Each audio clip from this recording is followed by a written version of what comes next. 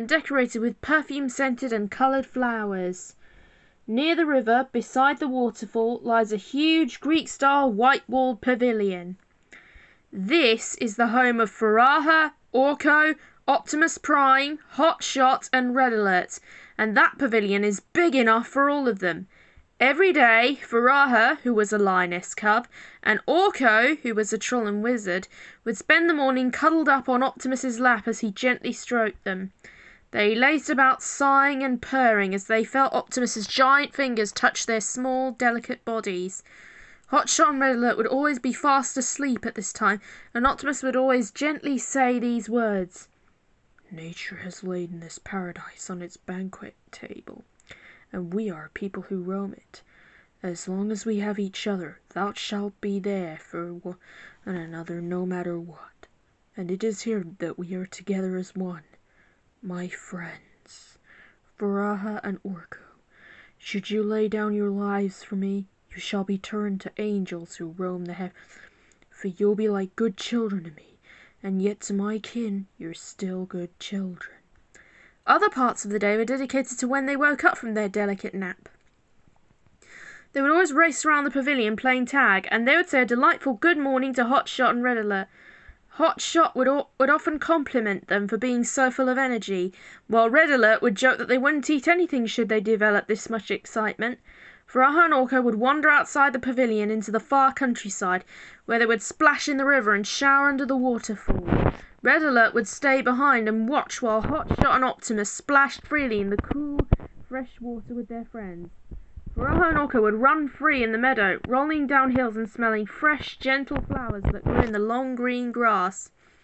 Furaha would make flower crowns, which took her a few minutes, but she would give one to Optimus and one to Orko.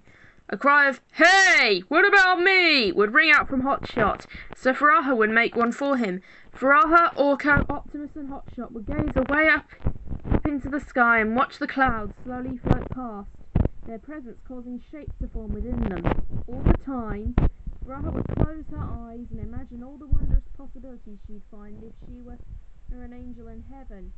She would be the one moulding the clouds into various shapes, and Orko would put them out into the sky so that those cloud gazing could see them properly.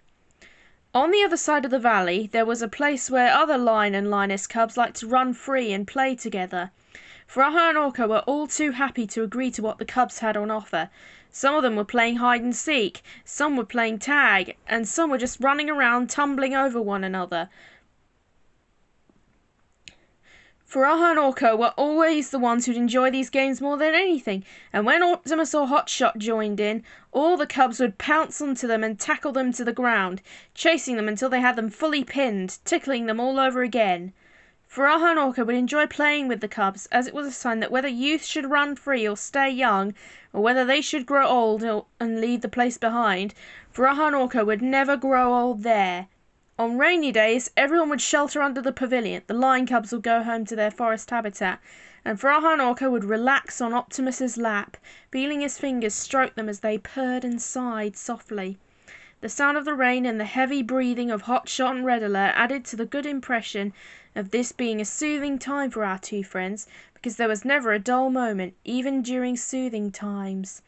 When the sun set, Optimus would tuck Furaha and Orko into their soft, cosy little bed, big enough for the two of them, and he would lie down beside them, whispering a lullaby to them.